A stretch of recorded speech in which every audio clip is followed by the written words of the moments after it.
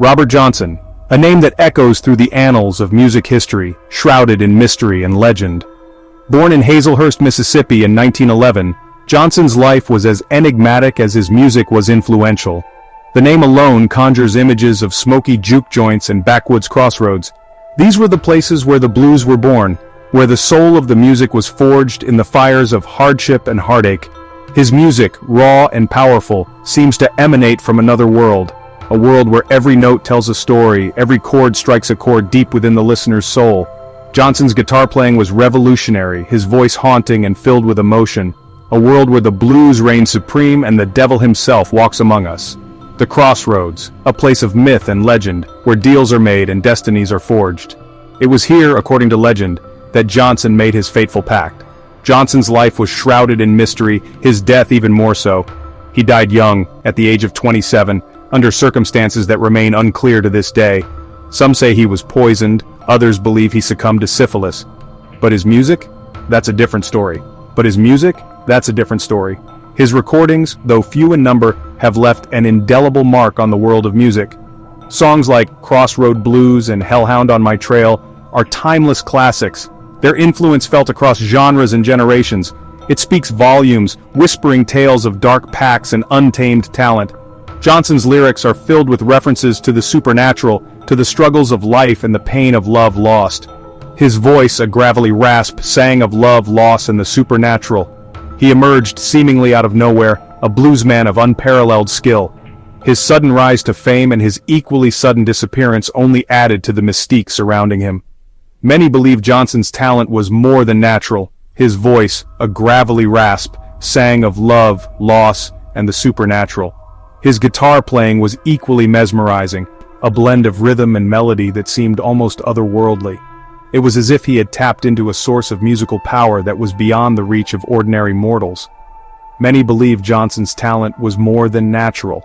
Legend has it he met the devil at a crossroads, selling his soul for the gift of music. This tale, whether true or not, has become inseparable from Johnson's legacy. Legend has it he met the devil at a crossroads, selling his soul for the gift of music. This tale, whether true or not, has become inseparable from Johnson's legacy. It adds a chilling layer to his already haunting lyrics. This tale, whether true or not, has become inseparable from Johnson's legacy. It adds a chilling layer to his already haunting lyrics. But the legend also speaks to the power of Johnson's music. It adds a chilling layer to his already haunting lyrics. But the legend also speaks to the power of Johnson's music. It's so good, so otherworldly that it seems impossible for a mere mortal to have created it. But the legend also speaks to the power of Johnson's music. It's so good, so otherworldly that it seems impossible for a mere mortal to have created it. This is the power of Robert Johnson, the man who made a deal with the devil for the blues. It's so good, so otherworldly that it seems impossible for a mere mortal to have created it. This is the power of Robert Johnson, the man who made a deal with the devil for the blues. His music continues to inspire and haunt us, a testament to his enduring legacy. This is the power of Robert Johnson, the man who made a deal with the devil for the blues. His music continues to inspire and haunt us, a testament to his enduring legacy. The legend of Robert Johnson is a story of talent, mystery, and the supernatural, a story that will continue to captivate and intrigue for generations to come. The Crossroads. A place where paths converge, where choices are made, where destinies are sealed. In the Deep South, the Crossroads held a special significance, particularly in African American folklore. It was a place of power, a spiritual nexus where the veil between worlds thinned. It was here at the Crossroads that Robert Johnson was said to have met his fate. Legends abound, whispered in hushed tones and passed down through generations. They speak of a young Johnson, desperate to improve his guitar playing. Frustrated with his lack of skill, he sought out the crossroads one dark night. There, under a moonless sky, he encountered a tall, dark figure. The devil. The devil took Johnson's guitar and tuned it, imbuing it with otherworldly power. In exchange, Johnson promised his soul. When he returned to the world, his music was transformed. He played with a depth and virtuosity that left audiences stunned. The Crossroads, once a place of uncertainty, had become Johnson's crucible, the site of his unholy transformation. Before the Crossroads, Johnson was a competent but unremarkable musician. He played in juke joints and street corners, his music appreciated but not revered. His technique was solid, his voice pleasant, but he lacked that spark, that ineffable quality that separates the good from the great. He was a man searching for something more, a deeper connection to his instrument and his audience. After he became a force of nature, it was as if he had tapped into a wellspring of creativity and emotion that had previously been hidden. His playing was no longer just skilled, it was transcendent. He could make the guitar sing, cry, and shout, each note imbued with a raw, primal energy that resonated deeply with anyone who heard it. His fingers danced across the fretboard with impossible speed and dexterity. It was as if they had a life of their own, moving with a fluidity and precision that seemed almost supernatural. He could switch from a rapid, fiery solo to a slow, mournful melody in the blink of an eye, each transition seamless and perfectly timed. He mastered the bottleneck slide, creating a mournful, otherworldly sound. This technique allowed him to bend notes in ways that were both haunting and beautiful, adding a new dimension to his music. The slide became an extension of his soul, a tool through which he could express the deepest, most complex emotions. His voice, once unremarkable, became a vessel for raw emotion, conveying the pain, joy, and longing of the human experience. He sang with a conviction that was impossible to ignore, his voice cracking with sorrow one moment, and soaring with hope the next. It was as if he had lived 1,000 lives, each one filled with its own trials and triumphs, and he poured all of that experience into his music. Johnson's guitar playing was revolutionary. He didn't just play the guitar, he spoke through it.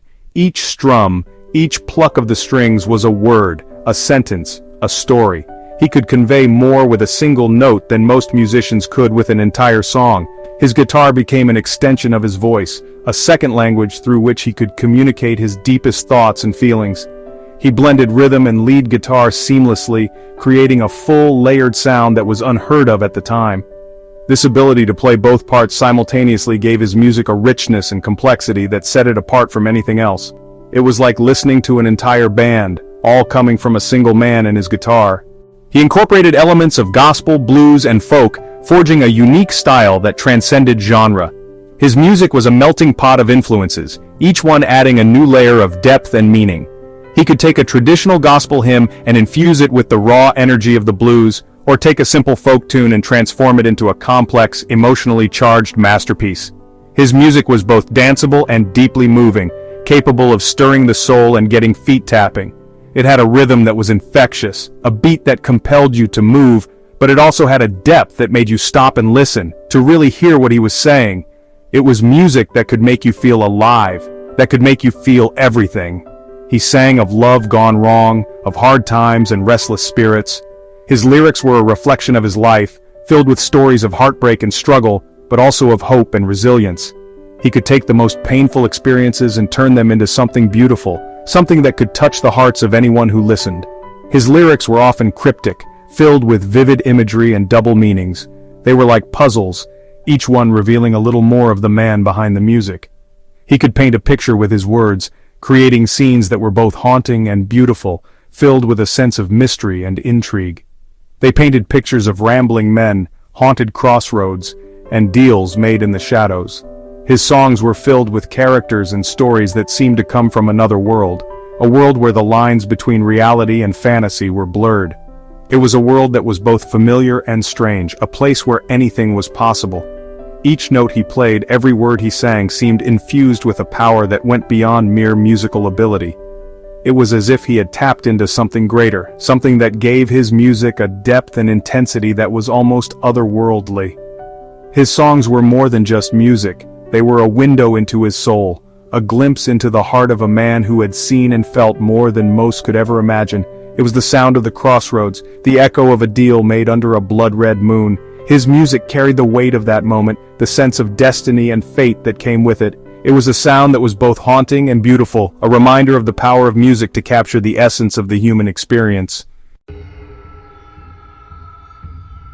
Johnson's music wasn't just about technical prowess, it was a soulful expression of the human condition, a raw and unfiltered look into the heart of the South.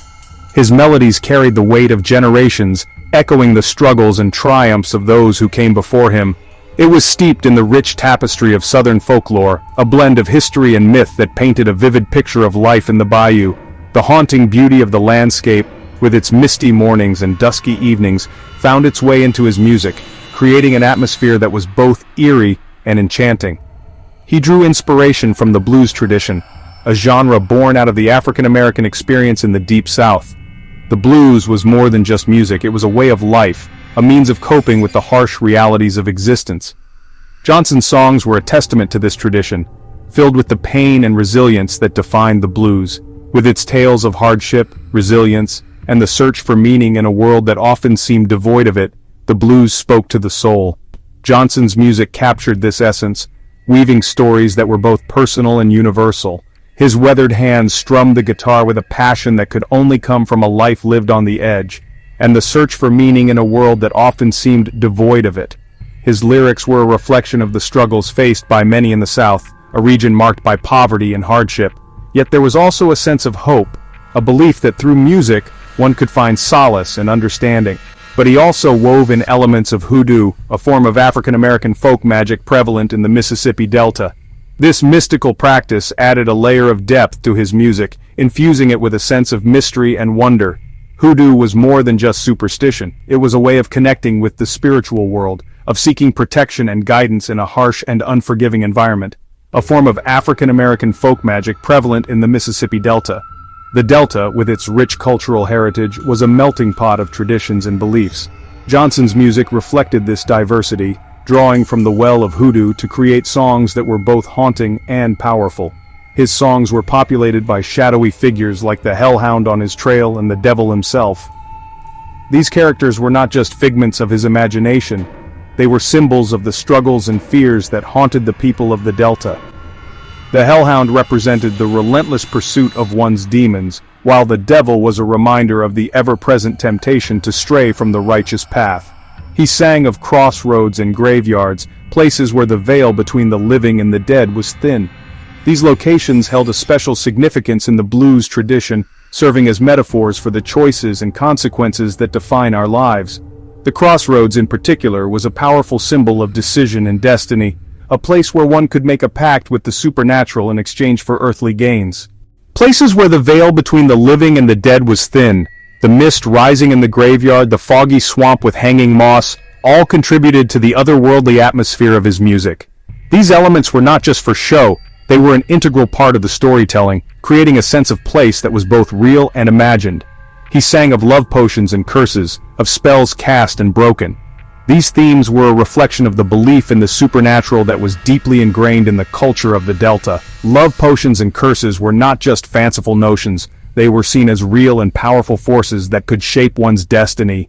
Of spells cast and broken, the broken mirror, the old spell book with pages turning, all added to the sense of mystery and intrigue that surrounded his music. These images were a testament to the power of the unseen, a reminder that there was more to the world than what met the eye. These supernatural elements weren't just for show, they were a reflection of the realities of life in the Delta, where the line between the natural and the supernatural was often blurred. The dark, misty bayou, the old southern house with a porch at night, all served to create a sense of place that was both haunting and beautiful. They reflected the realities of life in the Delta, where superstition and belief in the unseen were deeply ingrained in the culture. The rural Delta landscape, with its misty fields and isolated shacks, was a place where the past and present coexisted, where the stories of old were still very much alive, where superstition and belief in the unseen were deeply ingrained in the culture. The old Southern church with its graveyard, the traditional Southern home with hanging moss, all spoke to a way of life that was steeped in tradition and belief. These images were a reminder of the deep roots of the blues, a genre that was born out of the unique cultural landscape of the South. Johnson's music gave voice to these fears and beliefs, transforming them into art that resonated with his audience on a visceral level. His passionate performances, the intense concentration on his face, all spoke to the power of his music to move and inspire, transforming them into art that resonated with his audience on a visceral level. The audience in the old blues club, the close-up of the musician's face in deep concentration, all captured the essence of the blues experience. It was a communal event, a shared moment of connection and understanding. His blues were the blues of the Bayou, dark, mysterious, and undeniably potent. The foggy bayou with its haunting atmosphere, the weathered guitar resting against a tree, all served to create a sense of place that was both real and imagined. Johnson's music was a reflection of this world, a testament to the power of the blues to capture the essence of the human experience.